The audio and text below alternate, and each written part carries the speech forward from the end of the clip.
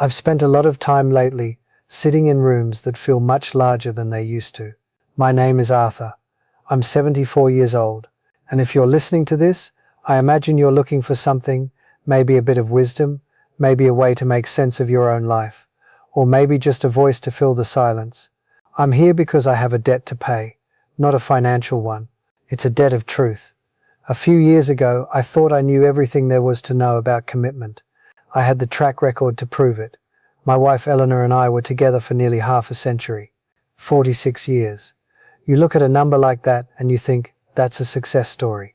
You see two people who weathered the storms, paid the mortgage, raised the kids, and made it to the finish line together.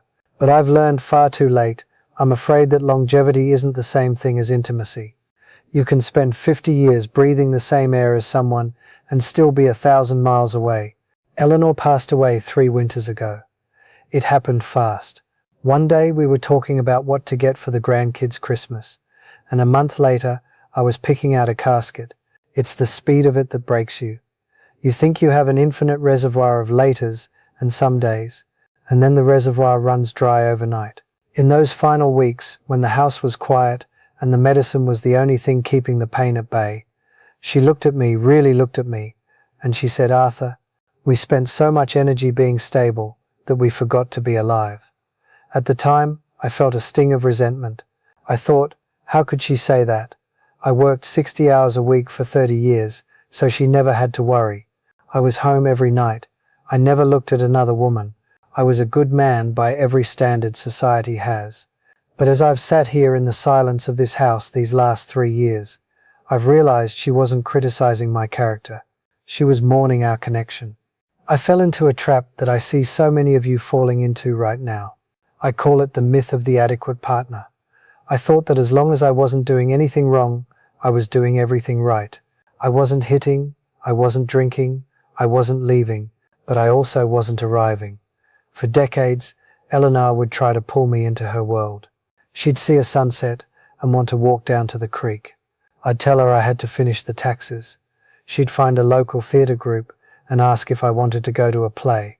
I'd tell her those things were pretentious and I was too tired from the office. She'd try to tell me about a dream she had or a fear that kept her up at night, and I'd give her a logical solution and go back to reading the paper. I wasn't being cruel, I was being efficient. I was managing a household, not nurturing a soul. What I didn't understand then, and what I would give every penny I have to fix now, is that love isn't found in the big cinematic moments. It's not in the weddings or the anniversaries or the expensive jewelry. Love is a structure built out of a billion tiny, seemingly insignificant bricks. It's the way you look up from your phone when they walk in the room. It's the way you remember how they like their coffee. It's the choice to be curious about their mind, even after you think you've heard every story they have to tell. I stopped being curious. I assumed I had the Eleanor encyclopedia memorized. I thought I knew her favorite color, her favorite food, and her political leanings, and that was enough. But people aren't statues. They are rivers. They change. They grow.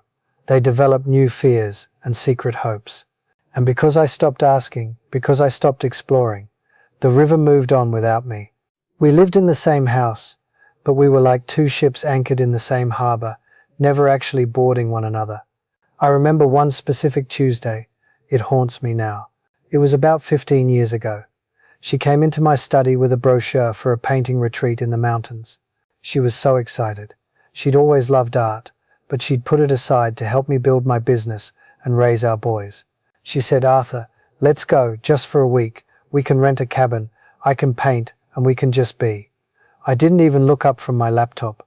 I told her we couldn't justify the expense, with the youngest still in college. I told her we could do it when I retired. I told her she could go by herself if she wanted to, knowing full well she wanted to share it with me. She didn't argue. She just folded the brochure, put it in the trash, and went to make dinner. I thought I won that argument. I thought I was being the responsible one. But looking back, that was the day she stopped asking. That was the day the light in her eyes when she looked at me started to dim. She didn't leave me. She just stopped trying to bring me with her.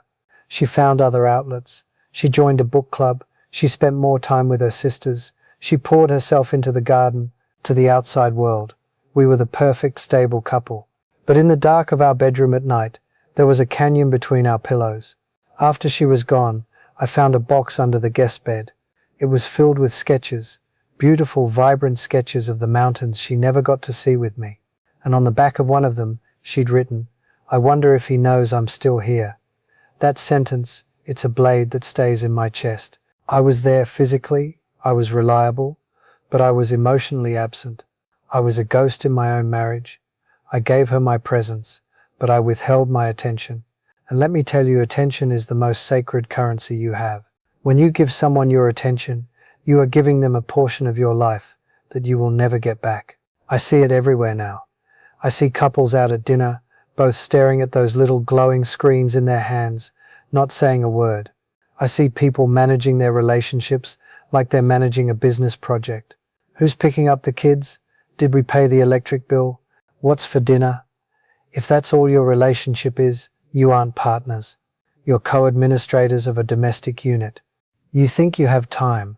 That's the great lie of youth. You think there's a later where you'll finally have that deep talk. You think there's a someday when you'll take that trip or start that hobby together. But let me tell you something from the vantage point of 74. The later you're waiting for is a ghost. It doesn't exist. All you have is the messy, tired, complicated now.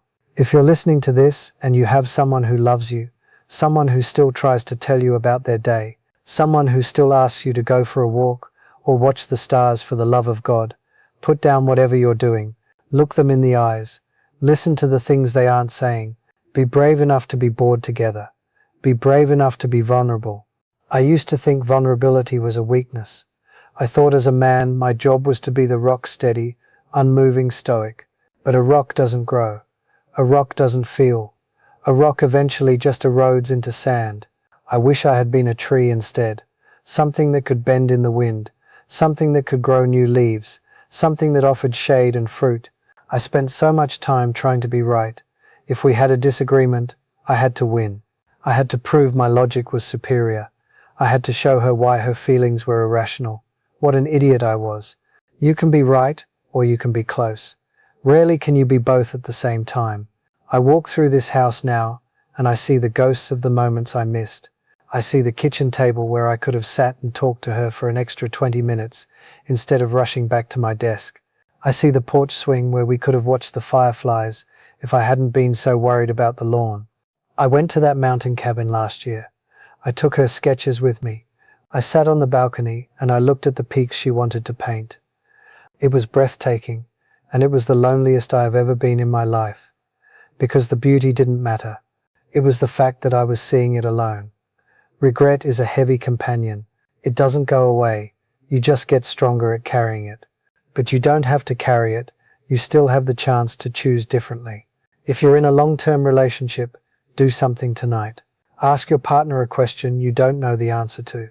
Not what's for dinner, but what's something you're dreaming about lately. And then don't interrupt. Don't fix. Just listen. We all have a deep primal need to be witnessed. I failed to witness Eleanor.